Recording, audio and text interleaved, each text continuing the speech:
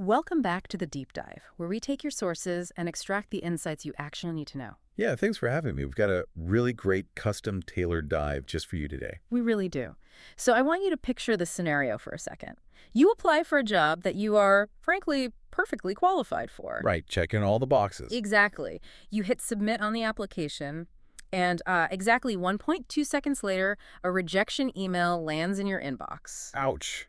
That is rough. It is, because no human being ever even saw your resume. An algorithm just scanned your data, decided you weren't a fit, and completely closed the door. And, the crazy part is that this isn't some sci-fi dystopian novel. It is the very real, current reality of the corporate landscape. Yeah, artificial intelligence has completely moved beyond just generating images or, drafting your emails. It is increasingly acting as your boss, your HR department, and your recruiter. That invisible shift is fundamentally altering the power dynamic of the modern workplace. Oh, absolutely. I mean, we've rapidly transitioned from consumer algorithms that, just recommend what movie you should watch on a Friday night to enterprise algorithms that recommend whether or not you should be hired or promoted or even retained. Right. The stakes have totally moved from your entertainment to your livelihood. Exactly. So our mission today is to unpack a single, really comprehensive source for this deep dive.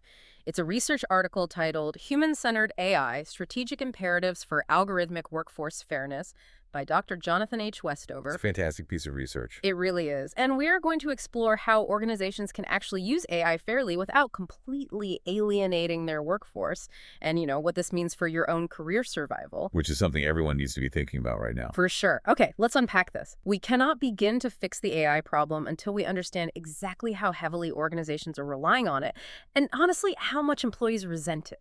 Yeah, the adoption rate we're seeing right now is just staggering.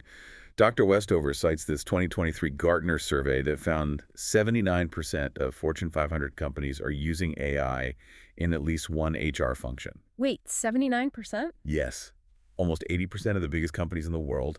And it goes so far beyond just, screening resumes for keywords. Right. What else are they doing with it? Well, they're assessing video interviews, literally tracking microexpressions. They are running predictive models to figure out your flight risk. Flight risk, like if you're going to quit. Exactly. They look at data points like how long it's been since your last promotion or even your digital communication patterns just to guess if you might leave in the next 6 months. That is wild. But, you look at the financial sector, and it's obvious why they do this. Major banks get tens of thousands of entry-level apps every single year. Oh, the volume is massive. Yeah, so by using AI to screen all those applications, they've actually cut their screening time by 75%. Right, 75%. From an efficiency standpoint, the appeal is obvious. Definitely. But that efficiency comes with a huge trust deficit. The 2023 Edelman Trust Barometer shows that only 35% of employees actually trust their employer to deploy AI ethically. Which is terrible.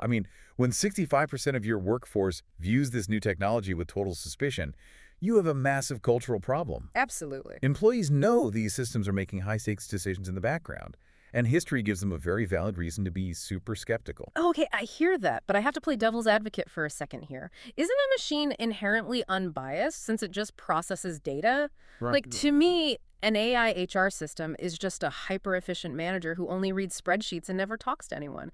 How does it actually become sexist or ageist? What's fascinating here is that AI does not invent bias out of thin air. It scales historical human bias. Oh, interesting. Yeah, it basically acts as a highly efficient mirror to an organization's past decisions. You remember the high-profile Amazon case from a few years ago? The one where they had to scrap their whole resume screening AI? Exactly. They built this sophisticated algorithm and trained it on 10 years of their own historical hiring data. Right. But because the broader tech industry and Amazon's engineering department specifically were historically male-dominated, the algorithm just mathematically deduced that being male was a prerequisite for the job. Wow. So it just looked at the past and said, oh, mostly guys get hired, so I should only hire guys. Yes. It didn't even know what gender was, but it found proxies. It literally began systematically downgrading resumes that included the word women's, like women's chess club captain or graduates of all women's colleges. That is crazy. So the machine learned to be discriminatory because we fed it a discriminatory history. Exactly. And Dr. Westover mentions another huge failure with HireVue. They had this controversial facial analysis tech for video interviews. Right, I remember hearing about that. Yeah, they eventually had to drop it because independent auditors just couldn't prove it wasn't biased against different demographic groups or, neurodivergent candidates who might have different facial movements. So there's this massive gap between how fast companies are buying this stuff and how fast they're actually governing it. A huge gap. There's a Society for Human Resource Management study showing that only 24% of companies using AI in hiring actually audit it for bias. Wait, only 24%, so the vast majority are just flying blind. Flying blind and exposing themselves to massive liability. That lack of governance led to over $45 million in legal settlements in 2023 alone. Just from algorithmic bias. Just from algorithmic bias. If you don't govern the math, it eventually takes a massive financial toll. That is staggering. But the financial cost is really only part of it. The article really dives into the psychology of fairness here. Yes, the human element. Right, like why humans react so negatively to machine errors compared to human errors. Because employees care about three types of fairness. Distributive, procedural, and interactional. Exactly. Distributive is just, are the outcomes equal? Did I get the job? Procedural is, was the process transparent? And interactional fairness is, was I treated with basic human dignity? And that interactional fairness is where algorithms just completely stumble. Because fairness isn't just a math problem, it's an emotional experience. Totally. Psychologists call this algorithm aversion. Research shows people are incredibly unforgiving of machine errors, way more than human errors, especially for high-stakes stuff. Because we expect machines to be perfect. Right. If a human manager denies you a promotion, you might think, oh, office politics, or they were having a bad day. But if an algorithm does it, and it's flawed, we lose all trust in the system. Here's where it gets really interesting, though. There was a study of 5,000 job applicants that perfectly captures this algorithm aversion. Oh, the recruitment penalty study. Yeah. They found that if a company used an opaque algorithm-only screening process, the company's attractiveness score dropped by 31%. Wow. And the craziest part, that 31% drop happened even for applicants who were going to be rejected anyway. That is so telling. I mean, people would literally rather be unfairly rejected by a flawed human being than fairly rejected by a machine they don't understand. Well, it comes down to the perceived humanness of the system, right? Our work is our identity. We want our effort to be witnessed by another human. Yeah, being discarded by lines of code just feels like an assault on your dignity. Exactly. So this brings us to how we actually fix the black box. Dr. Westover points to human-in-the-loop systems. Right. This is where you force the AI to explain itself and keep humans involved. It makes me think of a commercial airplane. Oh, that's a great analogy. Like, the autopilot is an AI, and it flies the plane super efficiently, but you absolutely want a human pilot in the cockpit to override the system if there's a sudden storm. You need the machine for scale, but the human for judgment. And to do that, you need explainability. No more black box algorithms. And a black box is basically when the AI is so complex that even the developers don't really know how it got its answer, right? Exactly. Data goes in, an answer comes out, and the middle is a mystery. Mm-hmm.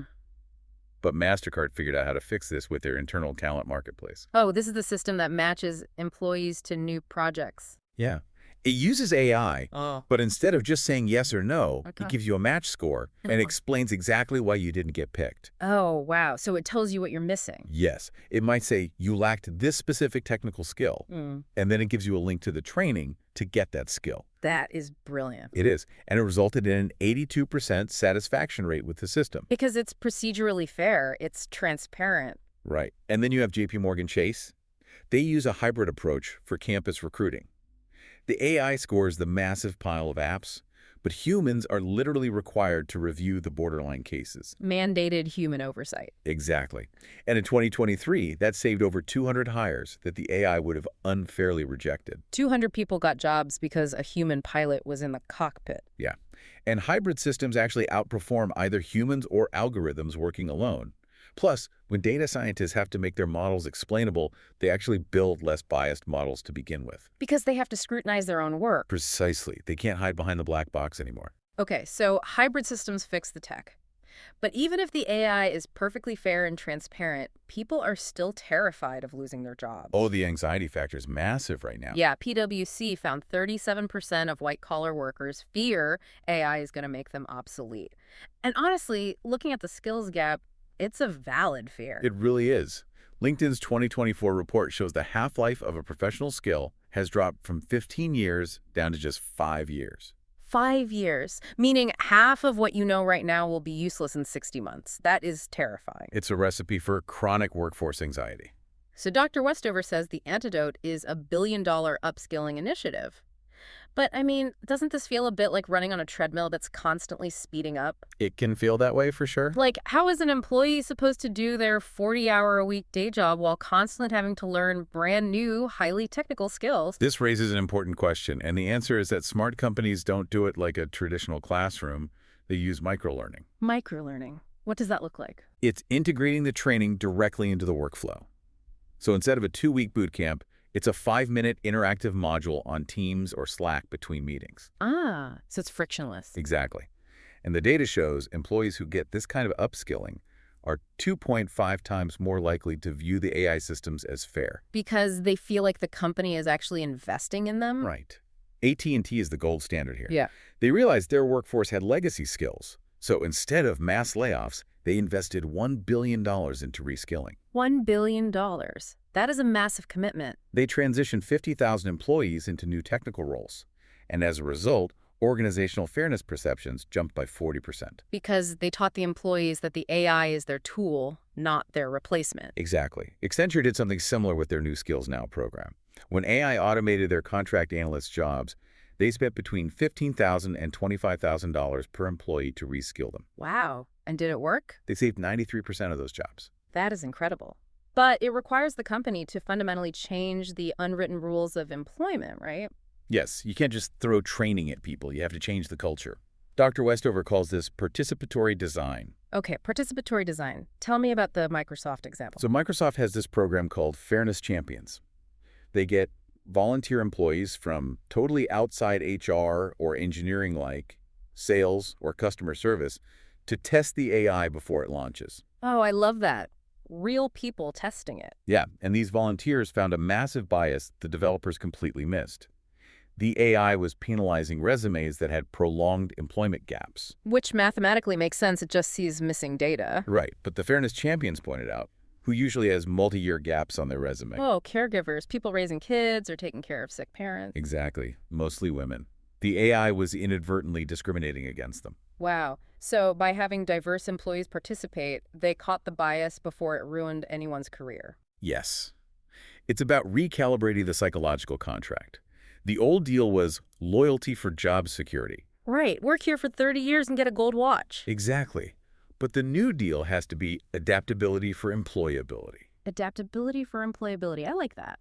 Siemens did this beautifully. They brought advanced AI into their manufacturing plants, and the workers were understandably freaked out. Right. Terrified of being replaced by robots. So Siemens gave them a guarantee. They said, if you commit to our reskilling programs, no one will be involuntarily fired due to automation. A total guarantee of safety. Yes, and that radical psychological safety led to 35% faster AI adoption. Because the workers weren't fighting it anymore. Exactly. In low-safety environments, people hide their vulnerabilities and sabotage the tech. In high-safety environments, they eagerly use the AI to eliminate the boring parts of their jobs. So what does this all mean? Summarizing all of this, algorithmic fairness isn't just a math problem. It is a human resources challenge. At its core, yes. Procedural fairness, transparent design, and massive investments in human capability. That's really the only way to build a functional, AI-augmented workplace. The companies that respect human dignity are the ones that will survive this transition. Absolutely. Well, before we wrap up, I want to leave you with a final thought to chew on, something that builds on Dr. Westover's research. Let's hear it. We've spent this whole time talking about how your employer is eventually going to use AI to evaluate your performance, predict if you're going to quit, and determine your promotion. Right. But AI is getting cheaper and more accessible every day. So how long until you, the employee, start deploying your own personal AI to appeal those decisions? Oh, wow. Imagine using your own personal algorithm to negotiate your salary and actively fight their HR algorithm with yours? Will the future of HR just be two bots endlessly arguing over your worth? That is a wild thought. Yeah. A literal battle of the algorithms. Right. It's definitely something to think about. Thank you so much for joining us on this deep dive. Keep questioning the algorithms around you, and we'll catch you next time.